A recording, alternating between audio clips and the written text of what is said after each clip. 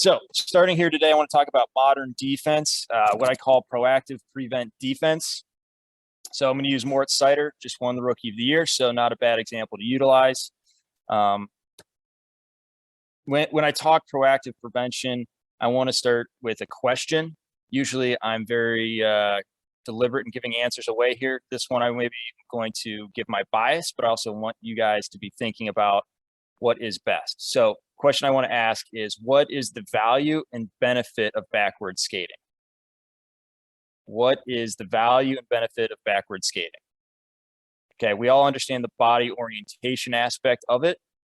So you can see majority of the play, but beyond that, what are the benefits of backward skating?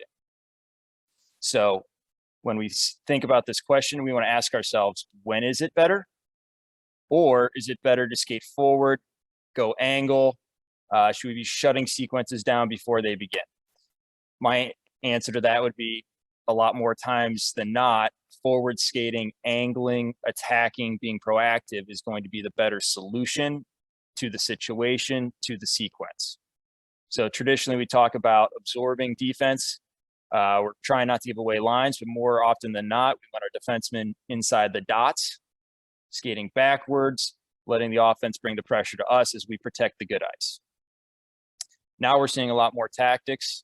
I chose a 6'3" defenseman, but you'll see more of like a Samuel Girard, guys that are on the shorter end. We're talking Mitch Korn and Trotz level height, where they're starting early, they're utilizing their skating, and they're stunting plays before it begins, or they're finding ways to proactively create a situation that is in their favor as a smaller defenseman, one that can skate, where they're going to be able to control the entire situation. So as we're going through this, I want to say, what are the ways, when are the times, when, where, and how that we can create these situations where we're in control, where we're skating forward, where we're creating the pressure and proactively shutting this down before teams are able to get red lines, get blue lines, so we're not giving them away and are always in the advantageous position, or how do we put ourselves in that advantageous position? So the first two clips I want to go over here is, in these clips, I just want you to think one simple question: when to skate backwards? When would it have been beneficial to skate backwards during these clips? And would it have even been beneficial at all? So the first one's kind of a gray area, get you thinking. The second one I think is a little more black and white. So guy we're following here, Moritz Seider. I'll try to point him out here.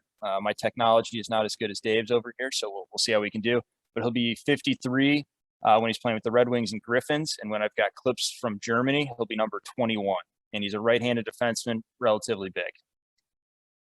So first two videos, left middle of the screen here is where we'll start. He's going to start off the screen, and then he'll come on here. So number 21 in white for Germany, he'll be the right defenseman.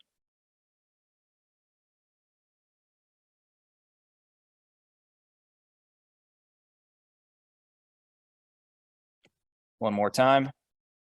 When would it have been beneficial potentially to skate backwards versus forwards, or is this the best solution?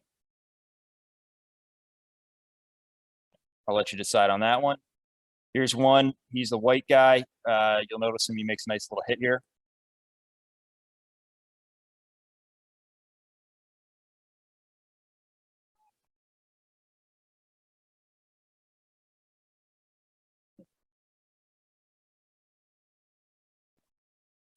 One more time here. Would it have been beneficial to get back early, turn, face the play with a pivot, so he's skating backwards, yay or nay? Or did he make the best decision?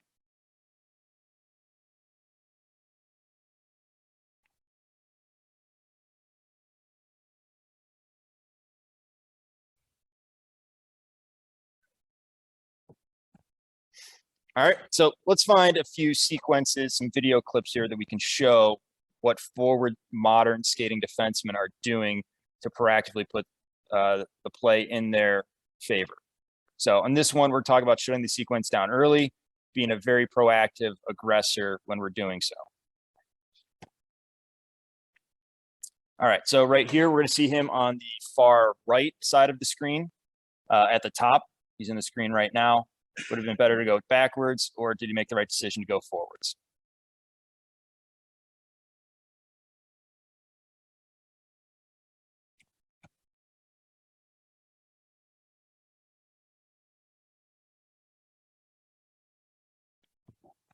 Next one here, we'll have him being the bottom left, number 53 in white. So we're looking bottom left of the screen here. First one, he kind of went relatively direct and created a seal. This one, he's going to be able to angle into the zone and ride him all the way up. I like to call this a swing in. We're swinging into the zone and angling into the wall.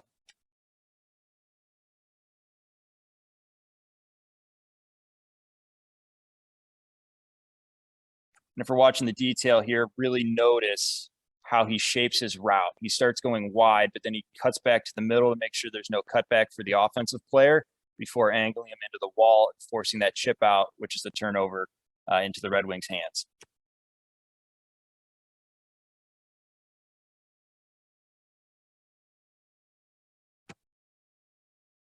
All right, last one here. We're going to end up looking at the bottom of the face-off circle at center ice. He's coming from the right side of the screen. I'm going to eventually take body position and just guide that puck into his own team's hands. He's in Germany here, so number 21 in white.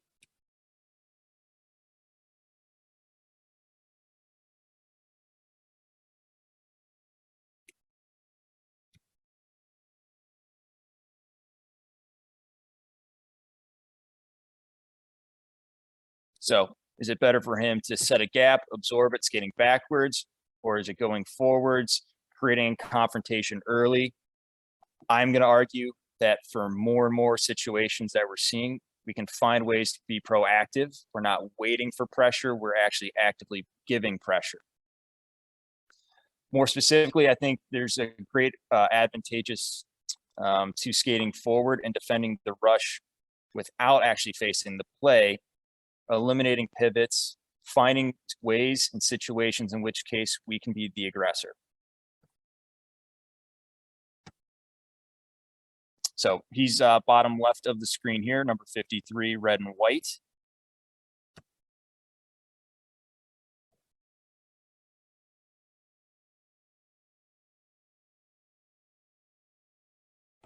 He creates an offsides there. This is one I really enjoy because you can see how he starts in the traditional skating backwards, playing, absorbing the rush, but he goes so far inside and he creates an opportunity that the only real option that the offensive team sees is down the wall.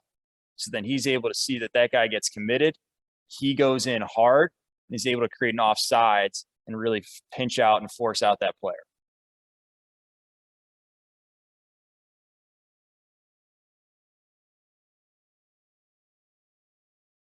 One more time, just because it's that good, especially with the stick detail that he has.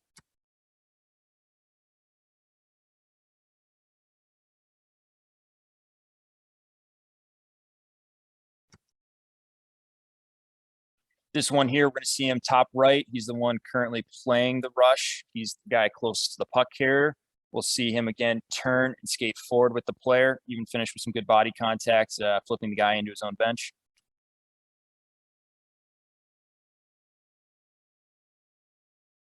I'm a big proponent of not giving away lines where we don't have to. Would have been better to absorb this rush, play a 2-on-2 with a back checker, or do what he did, try to force the dump in early so his guy can get back and recover that.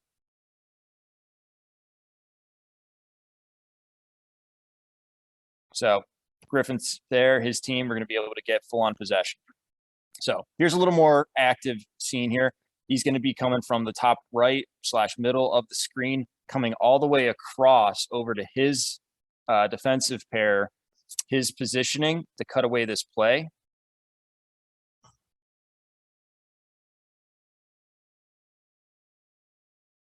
We can see how he gets two stick touches, little ticks on the puck here. And if you notice this would have been a traditional 3-on-2 coming against. He's able to come across, force this play from one guy to the next, and continuously apply pressure all the way through his angle, get two stick touches, two ticks on the puck, and create a bit of a turnover and a 50-50 battle at center ice rather than having a 3-on-2.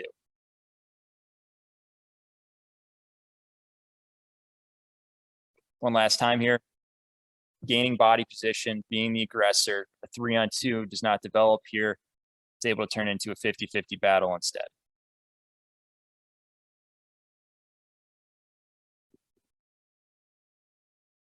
So let me see if I can go back and stop the right moment. So we could see, had he not been there, this would have been an easy 3-on-2 for the Penguins, and then it would have been on them to execute from there. Instead, he's able to get body position, challenge. We're not giving away the red line and blue line very easily. Be the aggressor, skating forwards.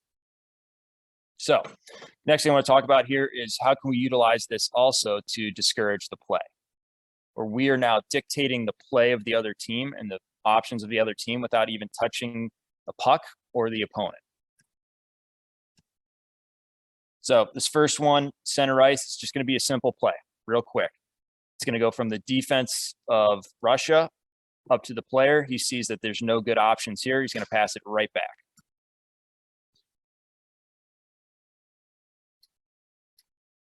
Again, he's always got great stick detail. He's just simply stepping up, angling, rather than setting a gap and skating backwards.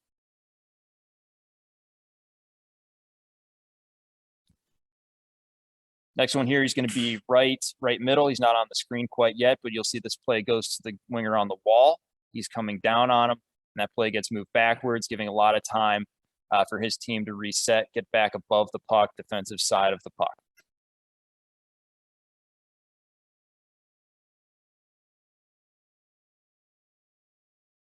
One more time.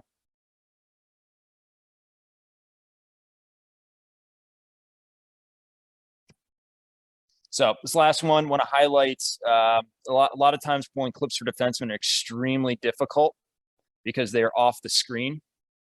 This one is a little bit better because the person's actually tracking their daughter.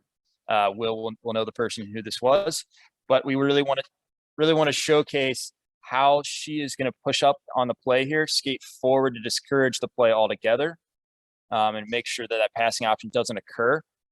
The other team's actually going to force back and end up not going there, going somewhere else that ends up turning into a turnover.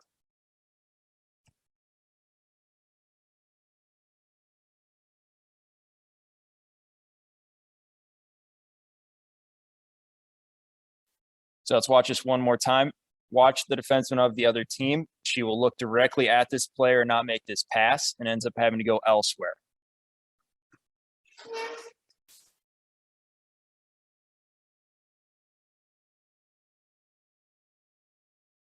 One last time, I like to call this sitting on the option. We're sitting on the option. We're suffocating the passing options available to encourage the play to go elsewhere, which in this case is back into traffic.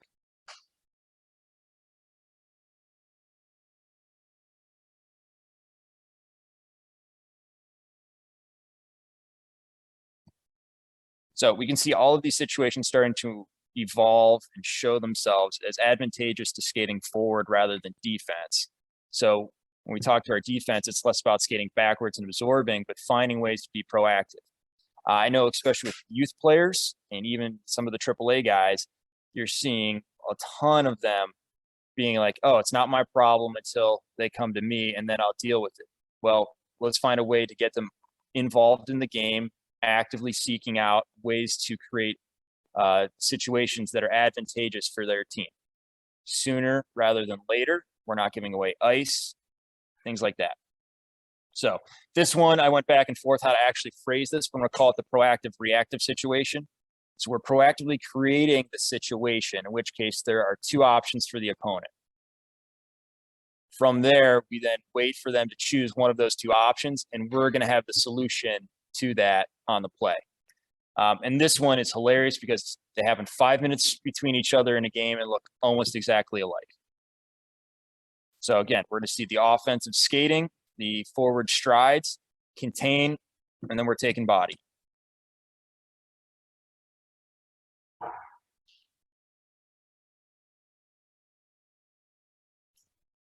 Watch this one more time. It's third period at 10 minutes and a half left.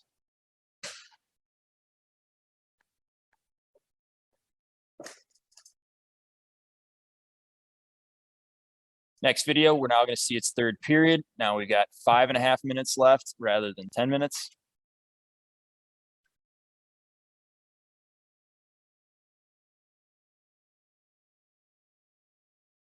Almost the exact same play, both times, skating forward, force them into a bad area of the rink, force them into the corner, allowing us to be reactive to the 1 or 2 options left, and then take it away from there.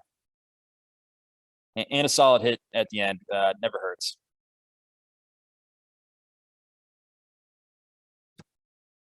So last video clip I want to show today is what I call angle and retrieve. We're going to see both defensemen, not just one of them. Both defensemen are skating forward to defend, be able to retrieve, and then transition. I would argue that, especially the guy retrieving the puck, if he had to pivot backwards and then pivot forwards, he's losing at least 1 or 2 steps and would be unable to escape the pressure here. So you can really see the advantage of having our defensemen skating forward, angling, closing off space, and then being able to transition quickly.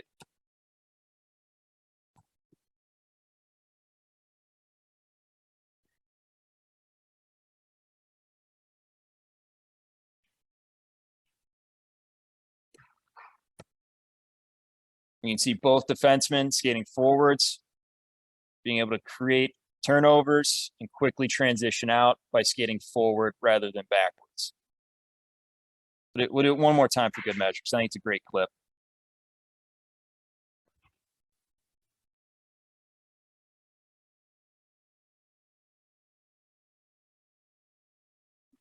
Fantastic. So that's what I got here for today. Just want to recap all of this, bringing it back to where we started. What is the value and benefit of backward skating? Is forward skating the better solution? Obviously, through these clips, I'm a little biased. I think, yes, we need to be skating forward more often. Plus, most of our players are going to be a little more comfortable skating forward. Then we got to worry about, okay, we need to change our mindset from reactive to proactive. Why wait for the offense to bring pressure on you? Why can't you take the pressure to them early? Why do we have to give away ice for free? We want to be very difficult to play against. This is a great way to do that. And then within the situations that we consistently are seeing, how can we find ways to go from reactive to proactive? How can we create opportunities like Sider did, where it looks like it's going to be a 2-on-2, absorb the pressure.